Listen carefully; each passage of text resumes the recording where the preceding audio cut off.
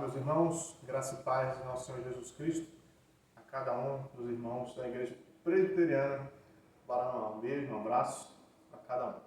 Gostaria de dar prosseguimento à nossa série de mensagens expositivas no livro de Marcos. Hoje nós vamos iniciar o capítulo de número 8. Aqui nós vamos do verso 1 até o verso de número 10, que nos fala da segunda multiplicação dos pães e dos peixes, tá? Essa história, ela lembra muito a história passada, o milagre passado. Então nós temos duas multiplicações de pães e peixes aqui no livro de Marcos. É interessante que as duas histórias, elas são semelhantes, mas não são idênticas, não são exatamente a mesma. São dois momentos completamente diferentes. Não foi um erro de Marcos aqui em ter registrado repetidamente. Não é essa a ideia.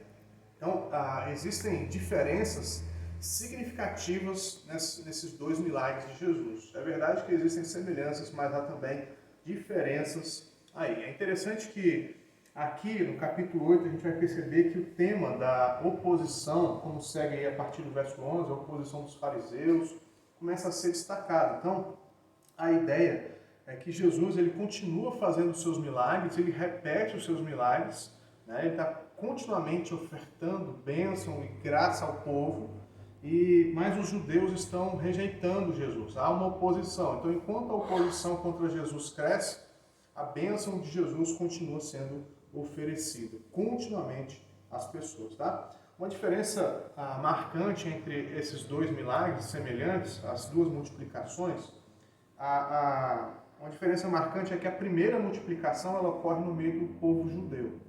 Do povo de Deus, do povo da aliança, aqueles que receberam a promessa de Deus. Na segunda, aqui no capítulo 8, a segunda multiplicação, ela ocorre em um território estrangeiro, um território onde não era o povo de Deus, não era o pessoal da aliança, que não tinha direito algum, absolutamente nada. E os gentios, que são esses estrangeiros, eles eram considerados impuros pelos judeus. Então, esse tema da impureza continua. Jesus ele está abrindo o reino de Deus para as pessoas impuras, para os estrangeiros, para aqueles que não são da nação, sangue de Abraão, que não são descendentes de Abraão, mas Jesus Cristo que estende a sua graça, abre os portões do reino dos céus para essas pessoas também. Isso mostra o objetivo de Jesus em alcançar pessoas de todas as tribos, línguas, povos e nações, como a gente vai observar lá em Apocalipse, que todos esses vão estar diante de Deus. Então, essas bênçãos aos judeus, elas estão sendo estendidas, então, aos gentios também, tá? E outro detalhe interessante é que Jesus, como bom mestre, como um grande professor, um rabino, né? Ele ensina muito bem. E um dos métodos de ensino usado por Jesus é a repetição, né? Quando a gente dá aula para alguém, quando a gente quer ensinar alguma pessoa, uma criança, seja quem for, a repetição é importante. Então Jesus ele repete esse milagre, ele repete os seus ensinamentos. Nem tudo que Jesus Cristo fez foi registrado, então é bem provável que ele tenha feito milagres repetidamente, classes, né, de milagres, ressuscitar pessoas, não foi só uma vez, foram algumas vezes, né, e algumas foram registradas. Então a segunda multiplicação é também registrada pelo Espírito Santo. Marcos quis escrever aqui esse texto para nós, para deixar aí, não só para os seus leitores originais, mas também para cada um de nós. Aprove ao Espírito Santo mostrar mais um milagre de Jesus aqui na multiplicação dos pães e dos peixes. Eu gostaria de orar brevemente para a nossa edificação. Pai, obrigado por mais esse momento que nós temos na Tua Palavra. Temos vivido momentos difíceis, ó Deus, onde estamos em quarentena, estamos em isolamento, ó Pai, não podemos nos reunir como igreja, mas temos esse canal que é a internet, temos, ó Deus, ainda a Tua Palavra diante de nós. Queremos crescer, Pai, abençoe o Teu povo, abençoe cada um dos nossos irmãos, da nossa igreja, da nossa congregação, fala ao nosso coração, o Senhor esteja nos motivando, ó Pai, esteja movendo em nossos corações, no profundo, ó Deus, da nossa alma. Que seja o Teu Espírito Santo falando através da Tua Santa Palavra. Assim nós oramos para a glória de Jesus Cristo, nosso Senhor. Amém. Amém, meus amados. Vamos ler então a palavra do Senhor. Marcos, capítulo 8, verso 1 até o verso de número 10. Diz assim, palavra do Senhor. Naqueles dias, quando outra vez se reuniu grande multidão, e não tendo eles o que comer, chamou Jesus os discípulos e disse: Tenho compaixão desta gente, porque há 3 dias que permanecem comigo e não têm o que comer. Se eu os despedir para suas casas em jejum, desfalecerão pelo caminho, e alguns deles vieram de longe. Mas os seus discípulos lhe responderam: De onde poderá alguém fartá-los de pão neste deserto? E Jesus lhes perguntou: Quantos pães tendes? Responderam eles: 7. Ordenou ao povo que se assentasse no chão, e tomando os 7 pães, partiu-os, após ter dado graça, e os deu aos seus discípulos, para que estes os distribuíssem, repartindo entre o povo. Tinham também alguns peixinhos, e abençoando-os, mandou que estes igualmente fossem distribuídos. Comeram e se fartaram, e dos pedaços restantes recolheram 7 cestos. Eram cerca de 4.000 homens. Então Jesus os despediu. Logo a seguir, tendo embarcado juntamente com seus discípulos, partiu para as regiões da Dalmanuta. Que nós temos então esse texto, que Deus nos abençoe, que você possa ser edificado nesse momento pela palavra do Senhor. Então, amados, nós temos aqui mais uma vez um milagre esplêndido de Jesus, um milagre majestoso, onde o pão é multiplicado, os peixes então são multiplicados. Racionalmente isso é impossível, ninguém consegue multiplicar pães, ninguém tem esse poder, mas Jesus Cristo aqui ele mostra que ele é Deus soberano, Deus poderoso, pode todas as coisas, e é nesse Deus que nós cremos, é nesse Jesus Cristo que o nosso coração confia e descansa. O verso 1 diz o seguinte: naqueles dias, quando outra vez se reuniu grande multidão. Então Marcos destaca que o ministério de Jesus é crescente, que mais uma vez as multidões estão seguindo Jesus. E aqui, como eu disse, são gentios, são estrangeiros que estão seguindo Jesus, e eles estão então junto a Jesus ali naquele momento. O texto destaca então, continua dizendo: e não tendo eles o que comer, chamou Jesus os discípulos e lhes disse. Então Jesus toma aqui a dianteira e percebe ali que as pessoas estão sem alimento, e ele então indica aos discípulos o que ele está para fazer, como ele havia feito anteriormente, como ele já havia multiplicado pães. Aqui ele começa a dar sinais aos discípulos de que ele vai multiplicar pães novamente, que ele vai alimentar aquela multidão. E o verso 2 diz o seguinte: tenho compaixão desta gente, porque há 3 dias que permanecem comigo e não têm o que comer. Essa expressão, tenho compaixão, né? Essa é importante, essa palavra é importante. No Novo Testamento, essa palavra compaixão, ela só acontece em Jesus Cristo. Só Jesus Cristo é que nos mostra essa expressão, compaixão. Isso mostra a ideia dessa palavra é a seguinte: é uma profunda emoção no coração de Jesus ao ver a necessidade das pessoas, e ele então age para tirar as pessoas dessa necessidade. Então, Jesus vê a pessoa com um problema, ele se compadece e ele então age para que essa pessoa saia dessa situação. Essa é a definição de compaixão. Jesus Cristo aqui abre o seu coração aos discípulos e a nós também. Ele diz aos discípulos: eu tenho compaixão dessa gente, eu quero ajudar esse pessoal, eu quero alimentar esse povo. E o texto tem, no verso 2, tem uma expressão também interessante, porque há 3 dias que permanecem comigo. Essa frase, há 3 dias que eles permanecem comigo. Estava acontecendo algo diferente aqui com essa multidão. Esse povo, eles não queriam deixar Jesus. Chegou a manhã, passou, Jesus ensinando, curando, abençoando. Chegou a tarde, eles dormiram, no outro dia também, no outro dia, 3 dias seguidos, esse pessoal não deixa Jesus. Eles não querem largar Jesus por nada. Eles estão ali sendo abençoados por Jesus, eles estão aprendendo de Jesus, e eles não querem, então, deixar Jesus. Isso é interessante, os gentios têm fome de Jesus. Enquanto os judeus vão rejeitar o Cristo, os gentios estão ali se alimentando de Jesus e não querem deixar Jesus. E é interessante, uma multidão então de mais de 4.000 homens. Mateus, no texto paralelo, vai falar que além de mulheres e crianças, então muita gente não quer deixar Jesus e já são 3 dias que eles estão ali seguindo Jesus e aprendendo de Jesus. Então qual que é a ideia? A ideia é que em 3 dias a comida, o mantimento havia acabado. Se alguém tinha levado alguma comida, acabou. E o que sobrou então vão ser esses 7 pães aqui que Jesus vai falar mais à frente, tá? Então, há 3 dias que permanecem comigo e não têm o que comer. Verso 3, mais uma vez, mostra a sensibilidade de Jesus. Se eu os despedir para suas casas em jejum, desfalecerão pelo caminho, e alguns vieram de longe. Então Jesus Cristo, ele percebe que essas pessoas estão com fome e que se elas fossem para casa caminhando no sol ou por muito tempo, o físico delas não aguentaria, elas iam desmaiar pelo caminho. Então Jesus tem uma preocupação aqui com as pessoas.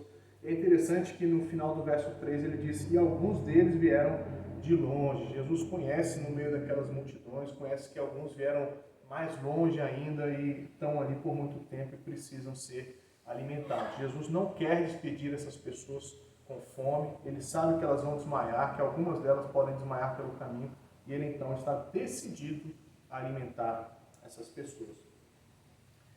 O verso 4 mostra então a reação dos discípulos. Então Jesus se volta para os discípulos, diz, tenho compaixão, esse pessoal está com fome, não quero despedir elas dessa forma que elas vão desmaiar, elas vão desfalecer pelo caminho. O verso 4 mostra a reação dos discípulos. O verso 4 diz o seguinte, mas os seus discípulos lhes responderam, de onde poderá alguém fartá-los de pão nesse deserto? É interessante que a Escritura não esconde o erro dos apóstolos. Eles são homens, são pessoas de carne, de osso, que têm suas dificuldades. E aqui é interessante porque parece que eles não se lembram do milagre anterior. Eles não lembram que Jesus multiplicou já pães e peixes para 5.000 pessoas, para mais de 5.000 pessoas. E aqui eles dizem, como que alguém vai conseguir fazer isso? Como que alguém vai dar comida para esse pessoal nesse deserto? Então eles não se lembram daquilo, eles têm a memória curta, e isso é um problema aqui. Tá? Então os discípulos, eles observam a dificuldade. Como que alguém vai conseguir fazer isso? Como que alguém vai dar pão nesse deserto? Né? Então eles estão enfatizando aqui a dificuldade, eles não estão colocando os olhos em Jesus. Eles poderiam dizer, o Senhor está aqui, vamos embora que o Senhor vai fazer, o Senhor é todo poderoso, o Senhor pode todas as coisas, o Senhor já fez isso antes, então vamos confiar que Ele vai fazer. Mas eles não fazem assim, como não conta com a gente, Jesus, a gente não consegue fazer isso. E realmente o ser humano não consegue, e eles ainda não enxergam a divindade de Jesus aqui nesse momento. Eles estão em construção, eles estão em aprendizado, Jesus faz um milagre, ensina para eles, faz de novo, repete o ensinamento. Então Jesus está ensinando aqui esses apóstolos, esses discípulos, para que eles possam caminhar, estendendo o reino de Deus mais à frente, quando Jesus for ressurreto e assunto aos céus, quando Jesus subir aos céus, tá? Verso 5, Jesus pergunta, quantos pães tens? Responderam eles, 7. Então Jesus pergunta e reúnem ali 7 pães, né? A ideia é um pão de cevada, não é igual ao nosso pão francês, mas é a ideia de um pão chato, como se fosse um disquinho de pizza, só que um pouco menor, tá? Então são 7 desses pães. Jesus, verso 6, ordena ao povo que se assente no chão, e tomando 7 pães, partiu-os, após ter dado graças, e deu aos seus discípulos, para que estes os distribuíssem, repartindo entre o povo. Verso 7, tinha também alguns peixinhos, e abençoando-os, mandou que estes igualmente fossem distribuídos. Então, nós temos aqui pães e peixes da mesma forma. Era comum, então, as pessoas carregarem pães nas suas viagens, nas suas caminhadas, e também peixes. A ideia não é um peixe cru, mas um peixe já seco, um peixe ressecado. E a ideia é que eles colocariam, então, o peixe no pão e comeriam ali como se fosse um sanduíche.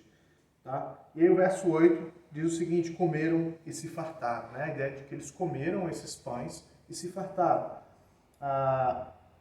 E recolheram 7 cestos. Tá? Então Jesus ele alimenta 4.000 pessoas aqui com pães e peixes, multiplicando, ele abençoa, ele ora, ele agradece a Deus por esse alimento, mesmo que seja pouco para aquela multidão, para Jesus Cristo é muito. Na mão de Jesus, isso pode ser multiplicado e é isso que ele fez. Então Jesus alimenta aqui as pessoas com sanduíche de peixe, aí mais de 4.000 pessoas, uma multidão muito grande, então muita comida.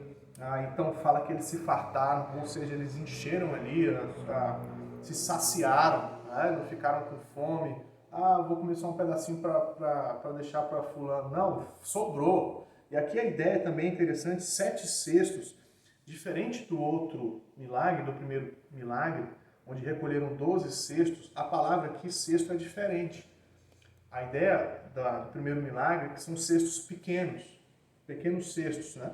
E aqui são balaios, são grandes cestos. Essa palavra é utilizada em Atos 9:25, onde Paulo desce da muralha dentro de um cesto desse. Então, são 7 cestos abarrotados de pães, 7 balaios aqui cheios de pães. Então sobrou a graça de Jesus, a bênção de Jesus, ela é suficiente, ela é abundante, ela sobra para as pessoas. É isso que o texto então nos fala. O verso 10 finaliza então dizendo que logo a seguir, tendo embarcado juntamente com seus discípulos, partiu para as regiões de Dalmanuta. Então Jesus prossegue seu ministério em território gentílico e esse é o texto que nós temos, maravilhoso milagre de Jesus aqui mostrando a sua divindade, a sua compaixão pelos gentios também. Graças a Deus por isso, ele se compadeceu também de nós. Gostaria de fazer algumas aplicações para nós nesse texto. A primeira aplicação é que esse texto nos mostra o coração de Jesus, né? Tenham compaixão dessa gente. Jesus aqui ele abre o coração para os discípulos, ele mostra que ele age, que ele faz os seus milagres por compaixão, ele sente a dor da pessoa e age para socorrer essas pessoas. Então, o que move Jesus, o que moveu Jesus a realizar esse milagre, não foi o esforço da multidão. A multidão está aqui há 3 dias, então vou fazer isso por elas, porque elas estão se esforçando. Não é essa a ideia é que o próprio amor de Jesus, a bondade de Jesus o leva a agir. Jesus é bondoso, ele é misericordioso e ele age então para socorrer essas pessoas. Sua compaixão, seu grande amor pelos pecadores é o que leva ele a agir. Jesus tem um coração sensível, ele vê a necessidade do próximo, ele sente a dor das pessoas e ele então age, ele estende a sua mão abençoadora para salvar, para abençoar essas pessoas. E aí foi isso o que aconteceu. Jesus, ele vê, ele se compadece, ele então realiza, ele age, ele faz, ele se move. Isso também aconteceu nas nossas vidas. Jesus, ele viu a nossa miséria, ele viu o nosso pecado, ele viu as trevas dentro do nosso coração. Ele viu que nós estávamos perdidos, que nós não conseguimos por nós mesmos vencer os nossos pecados, ter os nossos pecados cancelados. Ele então desce da glória, ele vem do céu, habita no nosso meio para nos salvar e morre na cruz com esse objetivo. O que levou Jesus à cruz foi também a sua bondade, o seu amor, a sua compaixão. Ele teve compaixão de mim, teve compaixão de você. Que nós possamos louvar a Deus por essa bondade, essa compaixão do nosso Senhor Jesus Cristo. Segunda lição desse texto que eu quero tirar para nós, eu quero destacar a fome que esses gentios estavam de Jesus, né? Passa 1 dia, 2 dias, 3 dias, essa multidão não sai de lá, elas não querem sair, não querem deixar Jesus. Jesus é uma pessoa maravilhosa, Jesus é uma pessoa que a gente quer estar junto, que a gente quer estar perto. E essa multidão mostra isso, enquanto os judeus estão rejeitando esse povo que não quer abandonar Jesus, não quer deixar Jesus de maneira alguma. Acabou a comida, eles permanecem lá, isso é maravilhoso. Eles estão se deleitando em Jesus, eles estão tendo seu coração ali aquecido, estão tendo a sua alma alimentada pelo Senhor da glória. Isso é maravilhoso. Eles não queriam deixar Jesus. E ao fim, ainda, eles presenciam um milagre maravilhoso. Então, eles não deixam Jesus, isso já é muito bom. E, por fim, Jesus ainda dá ali para eles um milagre pela sua compaixão. E eles, então, participam dessa multiplicação dos pães e peixes. A pergunta que eu faço para mim e para você é se você tem fome de Jesus, se nós temos fome de Jesus. Se a qualquer momento ou a gente começa a ler a Bíblia e passa um minuto, a gente deixa, ou quando a gente começa a ouvir uma pregação, passa 5 minutos, eu já estou pensando em outra coisa. Né? E essa multidão aqui mostra isso, que eles têm fome de Jesus, que eles têm fome de ler, que eles têm fome de ver Jesus, de estar com Jesus, e nós temos fome da palavra de Deus, temos fome de permanecer com Cristo em oração, temos passado ali, gastado o nosso tempo, a nossa vida diante de Deus ou não, né? John Piper, um dos grandes pregadores atuais, ele fala o seguinte: se a gente não tem fome de Deus, se a gente não tem fome de Jesus, da palavra de Deus, é porque a gente tem beliscado no mundo, na mesa do mundo. Então Jesus, ele nos oferece um grande banquete.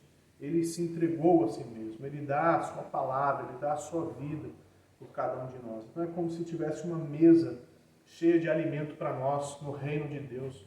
E a gente precisa então se alimentar, a gente precisa ter essa fome e essa sede. Quando a gente tem fome, quando a gente tem sede, a gente realmente come, a gente bebe ali a água para matar a nossa sede. Nós temos fome de Deus e essa fome ela só é saciada no próprio Senhor. Então que o exemplo dessa multidão possa nos animar, que nós possamos ser como esse povo. Não quero deixar Jesus. Né? Passa um dia, 2 dias, 3 dias, eu permaneço ali no Senhor, permaneço com Cristo. Isso é maravilhoso. Que Ele possa fartar também a sua alma de bens, de bênçãos espirituais, que Ele derrame na sua vida as bênçãos do Senhor.